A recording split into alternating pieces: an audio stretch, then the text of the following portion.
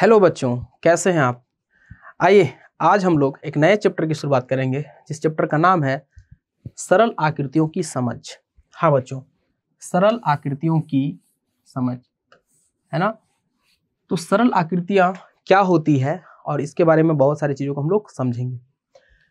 इस चैप्टर में हम लोग जो मुख्य रूप से जो चीज़ों को कवर करना है वो आपके सामने है। सबसे पहले हम लोग समझेंगे इस चैप्टर को, उसके बाद हम लोग समझेंगे रेखाखंडों की मापना। रेखाखंडों को मापना, अगर रेखा मेरे पास होगी तो उस तरह कैसे हम लोग मापेंगे। आगे हम लोग समझेंगे कोणों की माप। पिछली कक्षाओं में पिछले चैप्टर में आप लोगों ने कोण के बारे में पढ़ाई की है, उस कोण को कैसे मेजरमेंट करेंगे, कैसे मापेंगे, वो भी हम लोग इस अध्याय में सीखेंगे।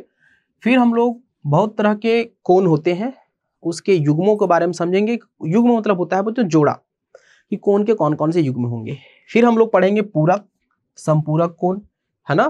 फिर रेखाएं अगर एक दूसरे को प्रतिच्छेद करती है तब, नहीं प्रतिच्छेद करती है तब, ये सारी चीजें के बारे में हम लोग अध्ययन करेंगे। फिर हम लोग पढ़ेंगे त्रिभुज और उनका वर्गीकरण।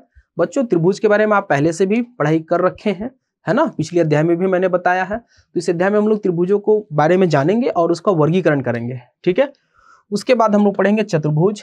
तो पिछले अध्याय में फिर से मैंने आपको चतुर्भुज के बारे में बताया था और इस बार फिर से हम लोग चतुर्भुज पढ़ेंगे और उसके प्रकार के बारे में जानेंगे, ठीक है। उसके बाद हम लोग पढ़ेंगे बहुभुज। बहुभुज के बारे में भी पिछले अध्याय में आपने पढ़ाई की है और फिर से हम लोग एक बहुभुज के बारे में अध्ययन करेंगे और उसका 3D शेप को बारे में भी जानेंगे। और उसके बाद फिर इस पूरे चैप्टर का एक बार आपको मैं समराइज कराऊंगा। पूरा चैप्टर आपको एक साथ देखने को मिलेगा लास्ट में, ठीक है। तो आइए हम लोग शुरू करते हैं। हमारा जो पहला टॉपिक है रेखाखंडों को मापना। बच्चों मैं बता दूं कि ये जो सरल आकृतियों की समझ है वो हमारे और आपके बीच में बहुत सारी ऐसी चीजों को देखने को आपको मिलेगा। उसी से संबंधित चीजों को आज हम लोग देखेंगे और जानेंगे और समझेंगे। स्टार्ट करते हैं। सबसे पहले ये आकृतियां हैं, शेप्स, है ना, आकृतियां।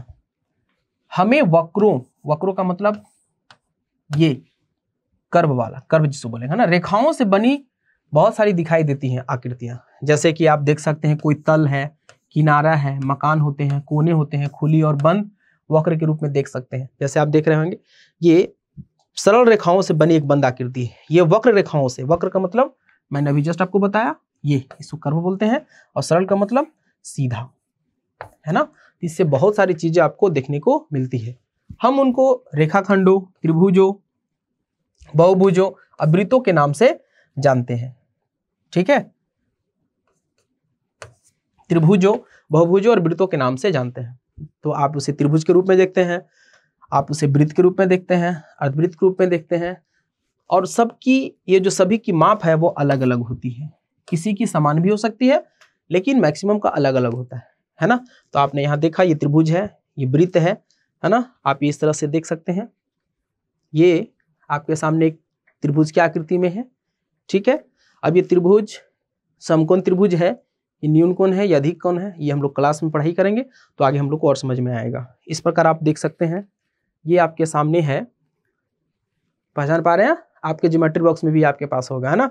इसे हम लोग चांद या चांदा ऐसा बोला जाता है, ठीक है।